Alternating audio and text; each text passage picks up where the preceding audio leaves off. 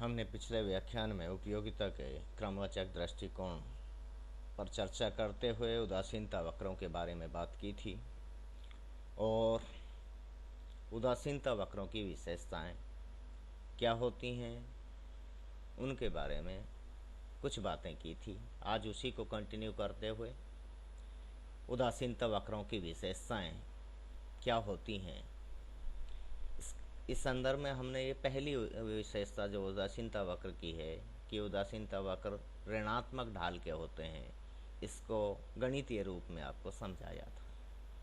3 विशेषताओं के बारे में बात करनी है हमें।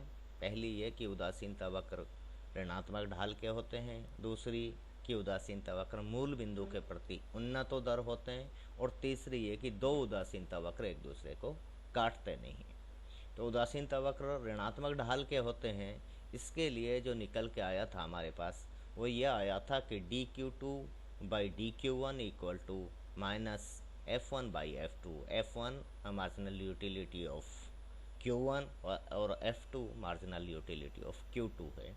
यानी उदासीनता वक्र का ढाल सीमांत उपयोगिताओं के अनुपात के बराबर होता है और ये ऋणात्मक होता है, और इसे प्रतिस्थापन की सीमांत दर के बराबर हमने बताया था। यहाँ आपके सामने कि उदासीनता वक्र का ढाल है जो वो प्रतिस्थापन की सीमांत दर के बराबर होता है। दूसरी जो विशेषता है कि उदासीनता वक्र मूल बिंदु के प्रति उन्नतोदर होते हैं। अब इसको हम गणितीय रूप में समझने का प्रयास करते हैं कि एक उदासीनता वक्र मूल बिंदु के प्रति उन्नतोदर कब होगा, जब वो 2 बातें पूरी करता हो। Number 1, dq2/dq1 should be less than 0, यानी ऋणात्मक हो ये, और दूसरा कि d²q2/dq1² ये धनात्मक हो। ये क्या है? ये उदासीनता वक्र का ढाल है या प्रतिस्थापन की सीमांत दर है। ये जो ढाल होता है ये प्रतिस्थापन की सीमांत दर के बराबर होता है, ये ऋणात्मक है। और दूसरी बात कि प्रतिस्थापन की सीमांत दर में परिवर्तन या ढाल में परिवर्तन है वो धनात्मक है। अब देखिए, ज़्यादा मैं गहराई में आपके नहीं जाऊंगा, सामान्य रूप से अगर मैं समझाने का प्रयास करूं तो ये है प्रतिस्थापन की सीमांत दर dq2/dq1, q1 के लिए q2 की प्रतिस्थापन की सीमांत दर। ठीक है, और प्रतिस्थापन की सीमांत दर क्या होती है कि q1 की एक अतिरिक्त इकाई और q1 की एक अतिरिक्त इकाई के लिए q2 की छोड़ी गई मात्रा, दूसरी वस्तु की छोड़ी हुई मात्रा या त्यागी गई मात्रा। ये एब्सोल्यूट वैल्यू इसकी जो है प्रतिस्थापन की सीमांत दर की, वो उदासीनता वक्र के ढाल के बराबर होती और ये ऋणात्मक होगा। दूसरी जो कंडीशन है, rate of change in marginal rate of substitution q1 for q2, प्रतिस्थापन की सीमांत दर में परिवर्तन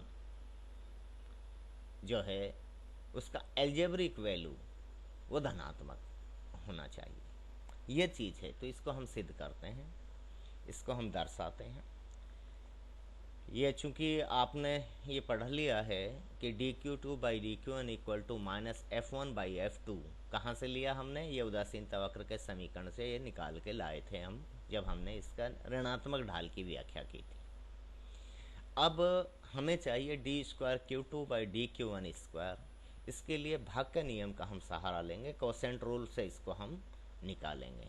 तो भाग के नियम में आपके ध्यान होगा, अवकलन जब हमने पढ़ा था कि y बराबर u/v कोई फलन हो तो उसका अवकलन हम जब करते हैं तो सबसे पहले v को एज इट इज़ रखते हुए u का अवकलन माइनस u को एज इट इज़ रखते हुए v का अवकलन बटा v² के रूप में हमने उसको समझाया था। भाग के नियम से जब हम करेंगे तो इसका एक और बार अवकलन कर रहे हैं हम, d²q2/dq1² होगा इक्वल टू, अब ये माइनस चिन्ह तो है इसलिए इसको मैंने बाहर रख लिया। अब सबसे पहले अवकलन किसका करना है? इसका, और इसको एज इट इज़ रखते हुए f2 को एज इट इज़ रखते हुए f1 का अवकलन करना है, तो f2 को एज इट इज़ रखा। f1 का अवकलन जब करेंगे डेल f1/del q1 के रेस्पेक्ट में कर रहे हैं, प्लस अब क्योंकि आंशिक अवकलन है दो वस्तुएं हैं तो इसलिए आप यहाँ तक ही नहीं रह सकते। इसका अब Q2 के रेस्पेक्ट में कीजिए तो del F1 by del Q2 into DQ2 by DQ1। ठीक है, ये आपने इसका अवकलन कर दिया F1 का। अब इसका करिए, इसको एज इट इज रखते हुए माइनस चिन्ह u बाई वी के जो क्वोशेंट रूल में माइनस आता है तो वो माइनस चिन्ह, F1 को एज इट इज रखा, अवकलन इसका करना है तो del F2 by del Q1 के रेस्पेक्ट में किया, प्लस अब इसका Q2 के रेस्पेक्ट में कीजिए del F2 by del Q2 into DQ2 by DQ1। ये आपने अवकलन अभी बटा में v स्क्वायर जो है F2 का होल स्क्वायर, ये हो गया। बस अब आप सरल रूप में इसको लिख दीजिए, ये बराबर होगा अब इसको मैं बाहर रख रहा हूँ -1 बाई F2 स्क्वायर, और ये ब्रैकेट बड़ा ब्रैकेट ले लेते हैं F2। अब इसको क्या कहते हैं, इसको कहते हैं कि F1 का एक और बार अवकलन किया है तो F11, ठीक है, प्लस इसका Q2 के रेस्पेक्ट में किया इसलिए F12। अब ये DQ2 बाई DQ1 क्या है, ये आपने अभी देखिए आपके सामने ये रहा, ये बराबर होता है, ये वैल्यू रख रहा हूँ मैं -F1 बाई F2, तो -F1 बाई F2 इसकी जगह -F1 F21, ये हो गया F21 प्लस F22, क्योंकि F2 का अवकलन Q2 के रेस्पेक्ट में किया है F22, ये हो गया, और इसकी वैल्यू है जो DQ2 बाई DQ1 की -F1 बाई F2 मैंने रख दी है, ब्रैकेट बंद हो गया। आगे इनको मल्टीप्लाई कर दीजिए, तो F11 इंटू F2 माइनस, ये चिन्ह माइनस का है इसलिए F12 into F1 into F2, ये बाहर से भी मल्टीप्लाई हो रहा है, बटा में F2। चाहो तो यहाँ इसको काट भी सकते हो आप, मैंने नहीं काटा है, माइनस F1 बाहर है, ये पूरे ब्रैकेट से मल्टीप्लाई हो रहा है तो इसलिए F21 इंटू F1, ये माइनस चिन्ह, अब ये माइनस है, ये माइनस तो प्लस हो जाएगा, प्लस F22 इंटू अब F1 इंटू F1 तो F1 स्क्वायर बटा में F2। चूँकि F1 इक्वल टू F21 ये हमेशा ये जो है क्रॉस डेरिवेटिव्स बराबर होते हैं यहाँ पे, तो इसलिए ये लिख देंगे F21 की जगह F12 लिखेंगे हम, तो -1 बाई F2 स्क्वायर। अब देखिए 1 बाई F2 स्क्वायर जब आपने लिया है, एलसीएम ले लीजिए, जब एलसीएम लेंगे आप तो F2 स्क्वायर आपने एलसीएम लिया, आपने F2 एलसीएम लिया, इसमें तो F2 जो है जब इसमें है ही नहीं, नीचे ऊपर है, तो ये हो जाएगा F11 F2 स्क्वायर, क्योंकि एक F2 तो है ही, एक यहाँ से आ जाएगा, minus F12 into F1 into F2 minus, अब इसमें भी F12, क्योंकि F21 की जगह हमने रख दिया F12 into F1 into F2 plus F22 और इंटू F1 स्क्वायर, ये हो गया।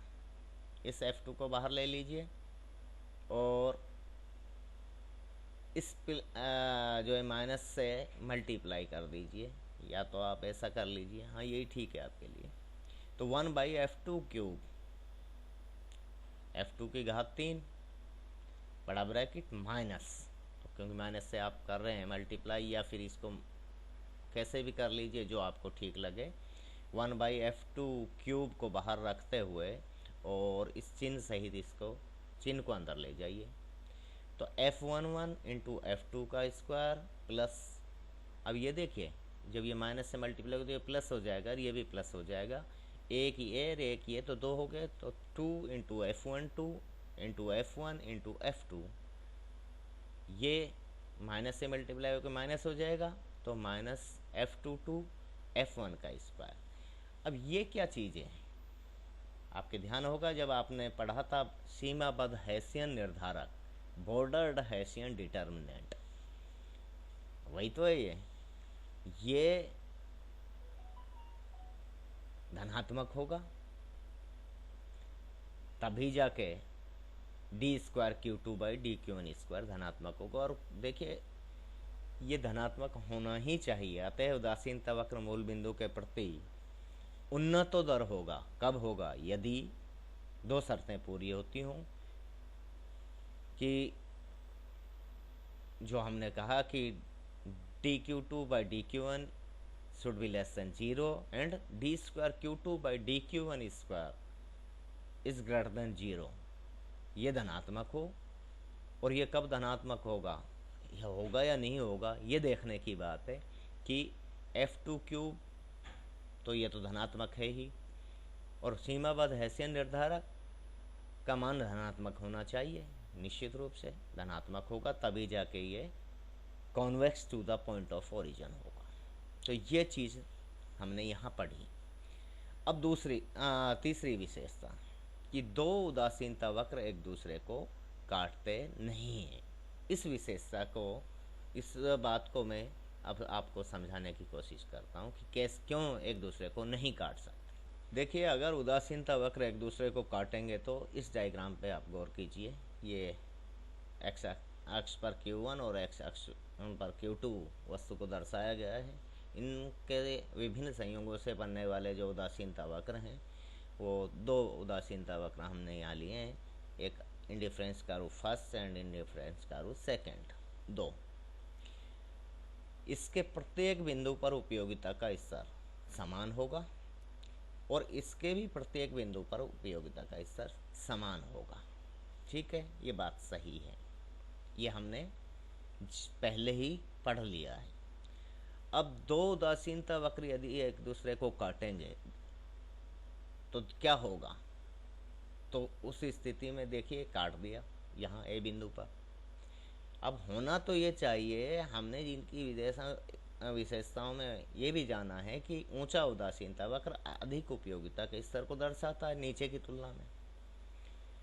ठीक है, अब यहाँ क्या है, यहाँ अगर हम इस बिंदु पर बात करें, इस बिंदु पर या बी बिंदु पर, तो बी की तुलना में सी बिंदु पर उपयोगिता अधिक मिलेगी, क्योंकि इस सी बिंदु पर दोनों ही वस्तुओं का उपभोक्ता पहले से अधिक उपभोग कर रहा होगा। ये होना चाहिए, यानी उदासीनता वक्र IC2 सेकेंड उदासीनता वक्र का सी बिंदु है बी बिंदु की अपेक्षा अधिक उपयोगिता के स्तर को दर्शाएगा। लेकिन अगर ये काटेंगे तो क्या होगा? तो यूटिलिटी, उपयोगिता, किस ए बिंदु पर जो उपयोगिता है वो बी बिंदु पर उपयोगिता, ये दोनों बराबर होंगी, ये तो तय है, क्योंकि एक ही उदासीनता वक्र पर स्थित हैं ये दोनों बिंदु। और ए बिंदु पर जो उपयोगिता का स्तर है वो सी बिंदु पर उपयोगिता के स्तर के बराबर होना चाहिए। सकारात्मकता के नियम के हिसाब से फिर ये है कि अगर ए और सी जो बिंदु उपभोक्ता को समान संतुष्टि प्राप्त करते हैं, उनको समान वो अधिमान देता है, वरीयता देता है, और ए और बी को समान वरीयता देता है, तो बी और सी को भी समान देनी चाहिए। सकारात्मकता का नियम तो यही है कि उसे उपयोगिता जो बी पर मिल रही है वही सी पर मिलनी चाहिए। क्या ये संभव है? ये संभव नहीं है, क्योंकि अधिक वस्तुएं अधिक उपयोगिता प्रदान करती हैं, और चूंकि सी बिंदु पर बी बिंदु की तुलना में Q1 भी अधिक मिल रहा है, Q2 भी अधिक मिल रहा है, यानी दोनों वस्तुएं अधिक मिल रही हैं, तो ऐसे में उपयोगिता का स्तर भी अधिक होना चाहिए। और ये बात बिल्कुल आपको समझ लेनी है। इसलिए दो उदासीनता वक्र एक दूसरे को काट नहीं सकते, क्योंकि सी बिंदु ऊंचे उदासीनता वक्र पर है, इस पर उपयोगिता का स्तर अधिक है, और बी बिंदु पर उपयोगिता का स्तर कम है। इसलिए ये अगर काटते हैं तो फिर संगतता और सकारात्मकता का जो नियम है वो ख़त्म हो जाता है, और ये उदासीनता वक्र की मान्यताओं में शामिल थे ये सकारात्मकता का नियम। तो ये उदासीनता वक्रों की 3 विशेषताएं हमने डिस्कस की हैं। इनमें किसी तरह की कोई समस्या हो, देखिए शुरुआत में हम थोड़ा स्लो चल रहे हैं। स्लो इसलिए चल रहे हैं कि चीज़ों को पहले हम आपके स्तर पे जाकर समझाने का प्रयास कर रहे हैं। आगे जाके फिर हम जो है अपनी गति पकड़ लेंगे, जो हमारे मेन फोकस पॉइंट हैं उन पर हम तेज़ी से आगे बढ़ेंगे। आज के लिए इतना ही। थैंक यू, धन्यवाद।